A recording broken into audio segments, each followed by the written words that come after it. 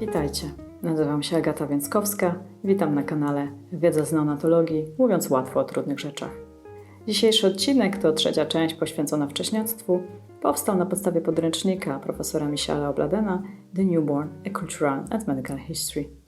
Bohaterem dzisiejszego odcinka jest surfaktant. Prenatalnie płuca płodu wewnątrzmacicznie wypełnione są płynem. Powietrze przedostaje się do płuc w momencie urodzenia. Tym samym w komórkach płucnych dochodzi do styku dwóch faz – woda, powietrze. Aby powietrze mogło przedostać się do płuc, potrzebne jest m.in. wygenerowanie odpowiedniej siły mięśniowej.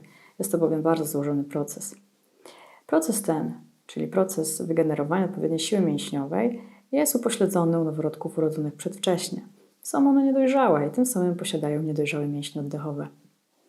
Aby pęcherzyki płucne mogły zostać otwarte, potrzebne jest wygenerowanie odpowiedniego ciśnienia.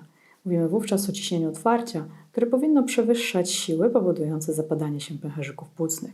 Ciśnienie otwarcia powinno przewyższać ciśnienie zamknięcia. O odpowiedniej wielkości ciśnienia otwarcia pęcherzyków płucnych w celu jej określenia stosuje się prawo Laplacea.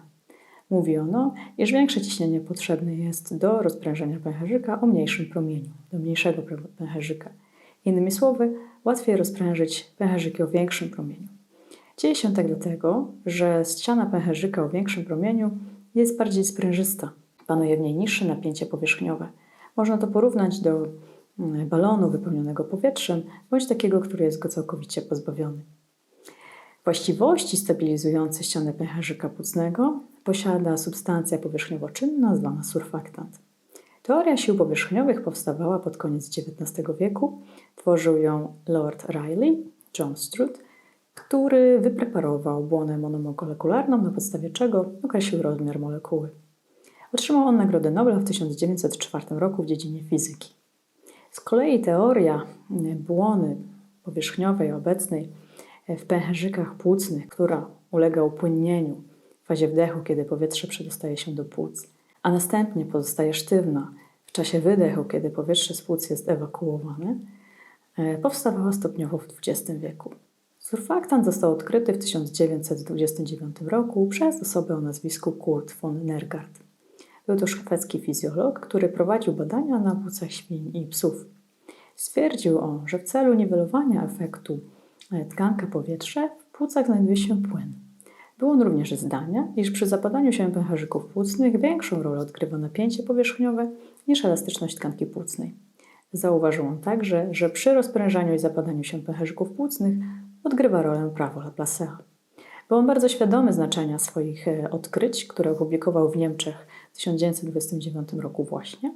Jednakże jego doniesienia nie spotkały się z uznaniem nawet osób w świecie nauki zajmujących się tematem surfaktantu. W związku z powyższym Nergard przeniósł się z Bazylei, gdzie pracował, do Zurychu, gdzie podjął pracę w Instytucie Fizykoterapii. Więcej nie zajmował się tematem fizjologii, nie opublikował już żadnej pracy z mechaniki płuc.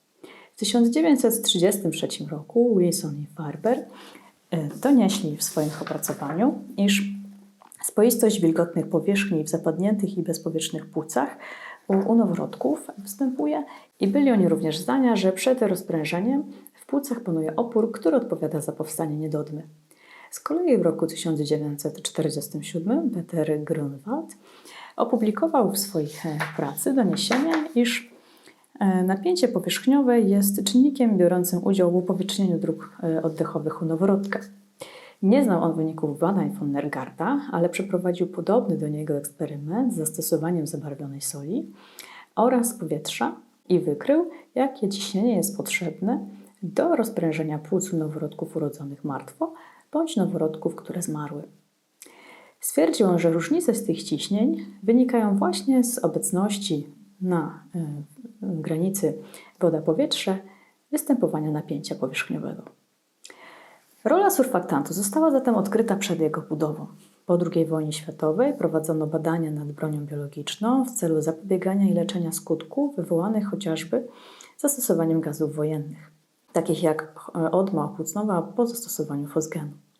Jedną z osób zajmujących się tym tematem był Chris McClellan. Opisał on rozmiar pęcherzyków płucnych w 1950 roku, a 4 lata później opisał wilgotną powłokę na powierzchni pęcherzyków płucnych, która utrzymuje korzystne napięcie powierzchniowe w płucach, jest wydzieliną ziarnistości komórek zwanych pneumocytami typu drugiego, który również opisał. Zaczynały pojawiać się kolejne doniesienia na temat napięcia powierzchniowego w tym okresie. Jednym z naukowców zajmujących się tym tematem był John Clemens.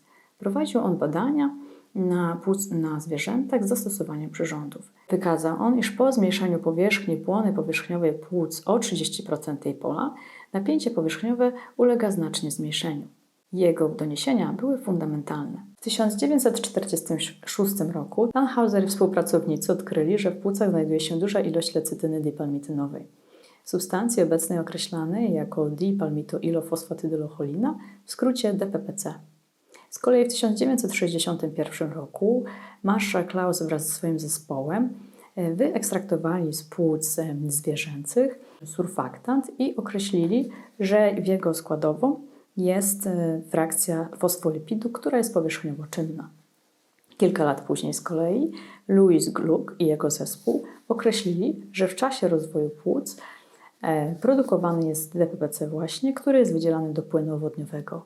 I to odkrycie znajduje zastosowanie w testach określających dojrzałość płuc płodu, które stosujemy. Surfaktant produkowany jest przez płód około 20 tygodnia wieku płodowego. Z kolei w latach 70. pojawiły się badania Mikko Hallmans z Helsinek, który wykazał, że za rozprzestrzenianie się surfaktantów w płucach odpowiedzialny jest fosfatytyloglicerol, którego brak z kolei prowadzi do rozwoju RTS. W latach 70. również pojawiły się prace dwóch badaczy, Richarda Kinga i Johna Clemensa, którzy wykazali, że składowymi surfaktantu są aproteiny, białka. Surfaktant jest mieszaniną białek, lipidów i wodorowęglanów. Część z tych substancji jest aktywnie czynna. I oprócz wspomnianego wcześniej DPPC są to białka właśnie. Białka surfaktantu możemy podzielić na dwie grupy. Mianowicie są to białka hydrofobowe, takie, które mają właściwości odpychające wodę, skierowane są ku powietrzu. Jest to białko SPB, SPC, które zostało odkryte pod koniec lat 70. Z kolei białka hydrofilowe o powinowactwie do wody są to białka SPA, SPD. Za przyczepianie cząsteczki surfaktantu do komórki odpowiada białko SPA.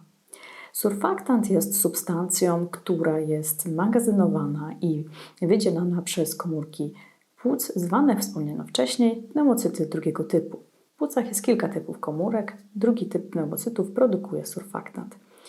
Wewnątrz komórki pneumocytu typu drugiego znajdują się ziarnistości zwane ciałami laminarnymi. Tam też surfaktant jest produkowany, magazynowany, wydzielany do światła pęcherzyków i odzyskiwany. W momencie, kiedy jest wykonywany wdech, dochodzi do podrażnienia receptorów znajdujących się na powierzchni komórki pneumocytu typu drugiego poprzez jony wapnia wewnątrzkomórkowego, w efekcie czego z ziarnistości komórek pneumocytów typu drugiego zostaje uwolniony surfaktant do światła pęcherzyków. Po pewnym czasie pewna ilość surfaktantu zostaje z powrotem odzyskiwana do komórki i ponownie wydzielana do światła pęcherzyków po około 10 godzinach. Właściwości cząsteczki surfaktantu i wymienione wcześniej komponenty sprawiają, iż substancja ta jest powierzchniowo czynna. W sytuacji zaburzenia tego procesu, to znaczy, że napięcie powierzchniowe nie jest odpowiednio obniżane, dochodzi do zaburzenia procesu oddychania. Dzieje się tak w momencie chociażby noworodka urodzonego przedwcześnie. Poród przedwczesny zaburza proces namnażania i powstawania komórek pneumocytów typu drugiego. Tym samym ilość surfaktantu produkowana w płucach takiego pacjenta jest mniejsza. Kiedy rodzi się wcześniej, jak w 24 czy 26 tygodniu ciąży, ilość surfaktantu, jaką posiada on w swoich płucach, zostaje bardzo szybko wyczerpana po urodzeniu. Tym samym u tych dzieci dochodzi do rozwoju niedodmy, a tym samym powstają u nich objawy niewydolności oddechowej na tle rozwijającego się u nich zespołu zaburzeń oddychania. I jednym ze sposobów pomocy w takiej sytuacji jest próba podaży substancji właśnie powierzchniowo czynnej. I taką próbę jako pierwszy podjął w 1947 roku właśnie Peter Grunwald, który w ciężkich przypadkach RDS-u u noworodków z zastosowaniem wentylacji mechanicznej podał substancję powierzchniową czynną w powietrzu, czy też wraz z powietrzem czy z tlenem, uzyskując pozytywne efekty.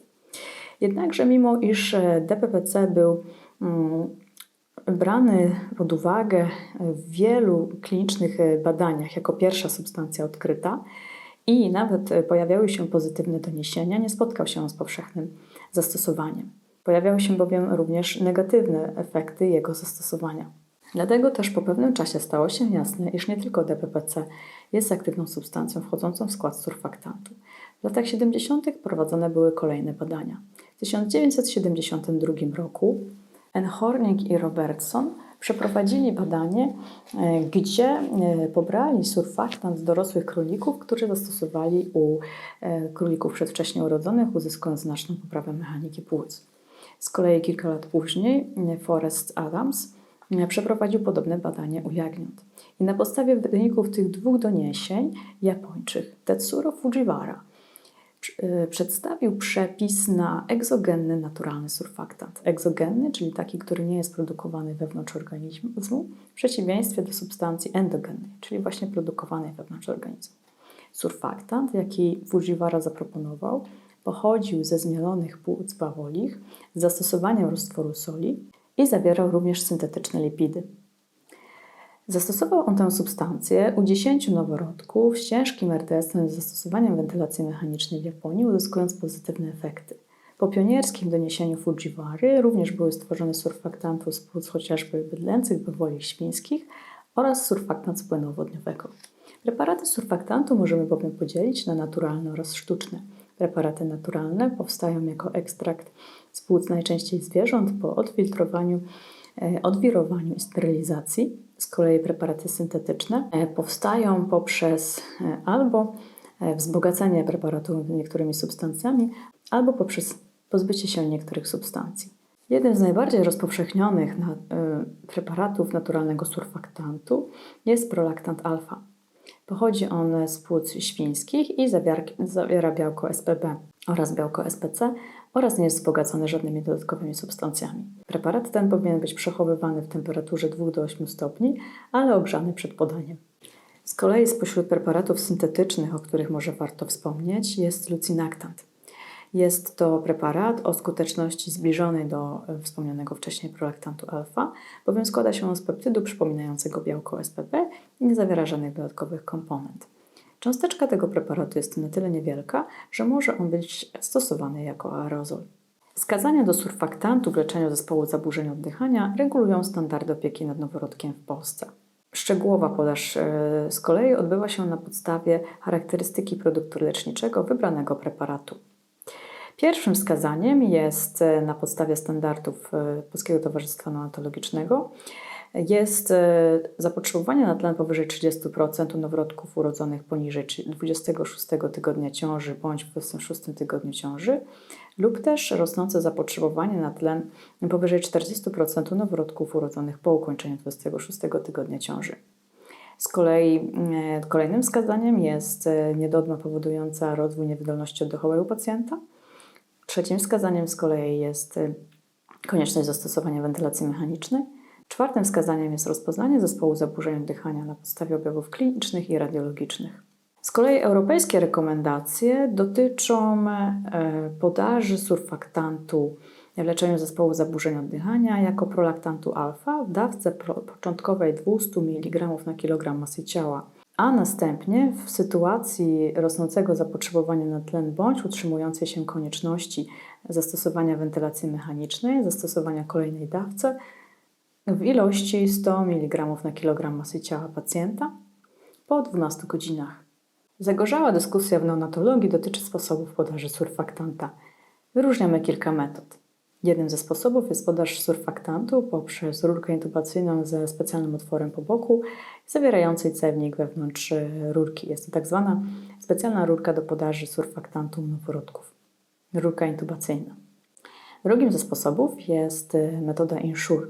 Jest to zaintubowanie pacjenta, podaż surfaktantu, a następnie rozintubowanie. Inną metodą jest metoda LISA. Jest to podaż surfaktantu przez cewnik u pacjenta niezaintubowanego, inaczej nazywana MIST. Obecnie odbywa się kilka badań klinicznych na temat surfaktantu w postaci aerozolu. Surfaktant jest chyba jedną z najbardziej przebadanych substancji stosowaną w neonatologii. Na zakończenie przytoczę wniosek autora rozdziału odnoszący się do pierwszych doniesień dotyczących odkrycia surfaktantu, które nie zostały uwzględnione. Nowe odkrycia muszą zostać zakomunikowane we właściwym czasie, we właściwym języku i do odpowiednich czytelników, zdolnych do pełnego zrozumienia ich znaczenia w celu umożliwienia przyszłego progresu. To wszystko, jeśli chodzi o surfaktant. Dziękuję za obejrzenie dzisiejszego odcinka i zapraszam na kolejny, w którym będziemy kontynuować tematykę wcześniactwa. Do zobaczenia!